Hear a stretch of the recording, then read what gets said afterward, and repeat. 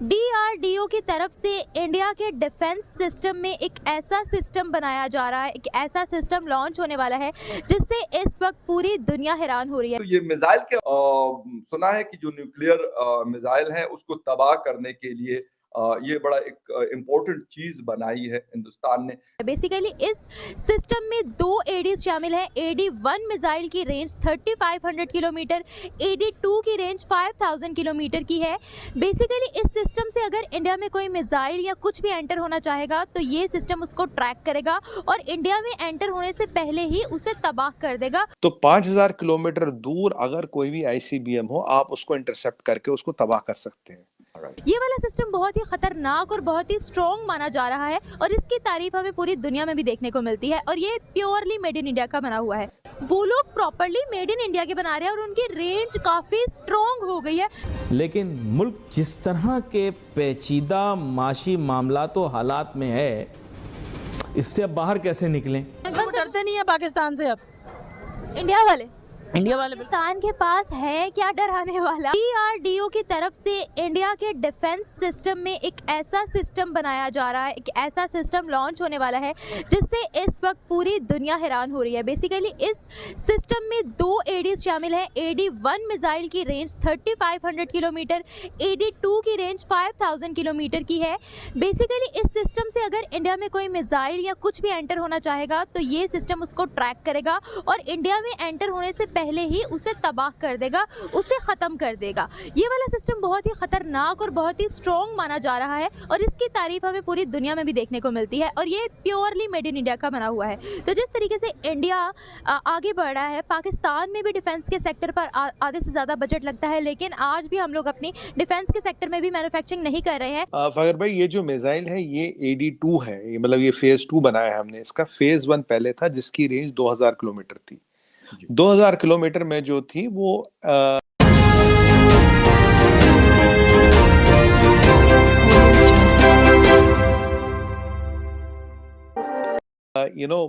Exothermic missile थी। Exothermic होती है basically that works on a red रे। मैं उस पर डिटेल में जाऊंगा। ये वाली जो है इसकी रेंज है 5000 किलोमीटर। तो 5000 किलोमीटर दूर अगर कोई भी ICBM हो, आप उसको इंटरसेप्ट करके उसको तबाह कर सकते हैं। तो अब ये क्या है कि ये जो एंडोथर्मिक है, एंडोथर्मिक होती है कि ये इसमें क्या होता है कि जो इसकी एनर्जी होती है वो एक ब्लू रे मैकेनिज्म होता है। इसमें 10x10 के मान लीजिए अंदर बर्फ के वो बनते हैं, मतलब ना ब्लॉक से। तो एक ब्लू रे से उसको ट्रिगर किया जाता है। जो टारगेट के आते हैं वो टूटते हैं और वो जाके हाई स्पीड से उस टारगेट के साथ टकराते हैं कई सारे, और जैसे वो टारगेट के साथ टकरा जाते हैं वो टारगेट खत्म हो जाता है। सर, आज हम बात करने वाले हैं, इंडिया ने मिसाइल्स के सेक्टर पर एक ऐसा सिस्टम डेवलप कर लिया है, एक ऐसा प्रोजेक्ट बना लिया है। AD-1 है उसमें और AD-2 है। AD-1 मिसाइल की रेंज 3500 किलोमीटर, AD-2 की 5000 किलोमीटर। ऐसा एक सिस्टम है जो कि कोई भी मिसाइल इंडिया में एंटर होने से पहले उसको ट्रैक करके ही तबाह कर देगा। इसके बारे में क्या कहना चाहेंगे? जी, सबसे पहले तो मैं बेसिकली ये कहना चाहूँगा कि इस टाइम जो वॉर है वो बेसिकली ये रहा जा रहा है कोल्ड वॉर का। इंडिया इस टाइम अपना फुल फोकस करता है अपनी डिफेंसिव पावर पे। नो डाउट उनका डिफेंसिव का जो सिर्फ डिफेंस बजट ही है वो हमारी टोटल बजट से कहीं ज़्यादा है। लेकिन इसमें मोस्टली ये भी देखा जाता है कि इसकी जो एक्सटर्नल जो इन्वायरमेंट है और इसमें जो है ना वो इंडिया एक नेगेटिव रोल भी बहुत ज़्यादा प्ले करता है। बाकी आप जहाँ तक बात करते हैं नेगेटिव रोल की बात करें, क्या नेगेटिव रोल इंडिया जो है वो प्ले कर रहा है? सबसे पहले तो मैं बात as a being a Pakistani मैं यही जानना चाहूँगा, जैसे कश्मीर का इशू है हमारा और इंडिया का। सर, मेरा ख्याल है कि यहाँ पर कश्मीर की बात करना ही बेकार है, क्योंकि अगर हम कहते हैं कि इंडिया के पास कश्मीर है, पाकिस्तान के पास होना चाहिए, तो पाकिस्तान, मेरा नहीं ख्याल कि 75 सालों में जितनी हम लोगों ने फंड खाए हैं या हम लोगों ने हैशटैग के अलावा कुछ भी नहीं किया है, तो हम ये बात यहाँ पर खड़े होकर कह भी सकते हैं कि कश्मीर हमारा है। मेरा नहीं ख्याल। मैडम, आप बिल्कुल सही कह रही है। इंडिया ने तरक्की की और इसी वजह से की है कि वो अपना बजट जो है वो सही यूटिलाइज करते हैं। लेकिन अगर आप पाकिस्तान के बजट्स की आप देखें तो मोस्टली डिफेंस बजट तो लाजमी जाता है हमारे 80% डिफेंस पे ही तो जाता है, लेकिन वो उसका डिफेंस पे जाता है। लेकिन आपको पता है कि बहुत सारे अनासिर हैं जो उस बजट को सही तरह कंज्यूम नहीं कर पाते।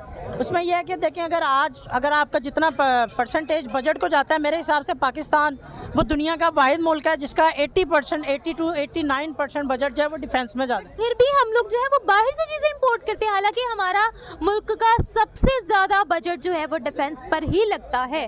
आप अगर मैं ये बात बताऊं कि इंडिया ने जो मिसाइल्स की रेंज एक एड 1 की 3500 किलोमीटर है, एड 2 की जो है वो 5000 किलोमीटर है। आप मुझे बताएगा, उन्होंने रिसेंटली एक ऐसा रॉकेट बना लिया था जिसके ऑपोजिशन पर चाइना खड़ा हो गया था, क्योंकि वो चाइना से भी ज़्यादा ज़बरदस्त उन्होंने स्ट्रॉन्ग बना लिया था। इसके बारे में आप क्या कहेंगे? कभी आपने पाकिस्तान के बारे में ये न्यूज़ सुनी है कि हम लोगों ने ऐसा कोई मिसाइल बनाया हो या ऐसा कोई रॉकेट बनाया हो जो हमारे स्ट्रॉन्गेस्ट कंट्रीज़ हैं, सुपर पावर्स है, वो हमारे ऑपोजिशन पर खड़ी हो गई हो? क्या ऐसा एजाज़ कभी पाकिस्तान को हासिल हुआ है? तब देखें कि वो कश्मीर के लिए जो है ना वो पाकिस्तान को बिल्कुल नहीं खातर खवा लाते, क्योंकि कश्मीर के लिए पाकिस्तान को खातर खवा नहीं लाते। वो इसलिए कि वो डरते नहीं है पाकिस्तान से। अब इंडिया वाले पाकिस्तान के पास है क्या डराने वाला? मैडम यही तो डिस्कस हो रही है कि वो 80% बजट जो जा रहा है तो कुछ पावर पे, ऐसी पावर पे भी लगे जो हम भी डरा सकें। Obviously, उनका तो गोल ही यही है कि वो सुपर पावर जो है वो किसी ना किसी तरीके से बन जाए। पर अगर हम ये देखें मिसाइल के 3 स्टेज, ये वाला स्टेज, ये वाला स्टेज और ये वाला स्टेज, जो आईसीबीएम होता है, आईसीबीएम एटमॉस्फेयर के बाहर जाता है तब वो ऐसे चलता है। जब एक बार वो आए तो उसको रोकना बहुत मुश्किल होता है, ऑलमोस्ट इम्पॉसिबल होता है। इसलिए ये वाला स्टेज जो है चढ़ते हुए आप रोक नहीं सकते, जब वो ट्रेवल कर रहा है यहाँ आप इसको रोक सकते हो। हमने इसके एडवांस रडार सिस्टम डेवलप किए हैं और अब हम इसके साथ एक इसकी ज्यादा रेंज वाला जो फेज 3 है वो वाला मिसाइल डेवलप करेंगे जिसकी रेंज और भी ज्यादा होगी, और इसके साथ एडवांस रडार्स, और दोनों आपको मैकेनिज्म डेवलप करने पड़ते हैं, एंडोथर्मिक भी एक्सोथर्मिक भी। एक रेड रे ऑपरेटेड होता है, एक ब्लू रे ऑपरेटेड होता है। एक्सोथर्मिक में क्या होता है, वो कई सारे मान लीजिए आग के गोले सा या रेड रे से आग के गोले ट्रिगर होंगे, वेरियस एक्सप्लोसिव्स होते हैं, वो जाके टारगेट के पास फटते हो, टारगेट को डिस्ट्रॉय करते हैं। तो depending upon the kind of missile you are handling, you need endothermic and you need exothermic variant.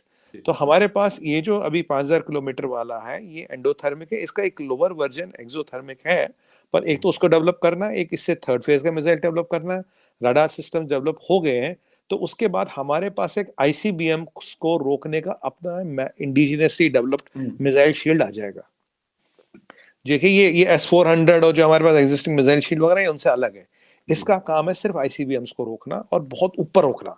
5000 kilometre बहुत ज्यादा होता है। मान लीजिए अगर चाइना से चला वहीं रोक देंगे इसको, मतलब चाइना से चला वहीं रोक देंगे 5000 किलोमीटर, इतना दूर होता है। तो अब जो नेक्स्ट वेरिएंट आएगा और जो एंडोथर्मिक और एक्सोथर्मिक हम दोनों लाएंगे, और मैं आपको बता दूं ये केवल सलाहियत फिर अगेन 4 कंट्रियों में है, और जिनके पास दोनों वेरिएंट है शायद 3 कंट्रियां हैं जिनके पास ये दोनों वेरिएंट है। कोई इसको ओपनली डिक्लेयर नहीं करता, पर जो जितना मैंने रिसर्च किया 3 कंट्रियों के पास है। तो ये एक बहुत बड़ा फेदर इन द कैप होगा मिसाइल टेक्नोलॉजी में। ICBMs with exothermic and endothermic missile shield, मतलब एडी फेज 1 फेज 2, और अभी 2000 किलोमीटर 5000 किलोमीटर और अगला शायद 7 या 8000 किलोमीटर वाला वेरिएंट डेवलप होगा। और अगर ये तीनों डेवलप हो गए विद एंडोथर्मिक एक्सोथर्मिक, तो दुनिया का ऑलमोस्ट हर तरह का मिसाइल आप हैंडल कर सकते हो। Okay, right. अच्छा सुमित जी, ये तो एक बड़ी सक्सेस है।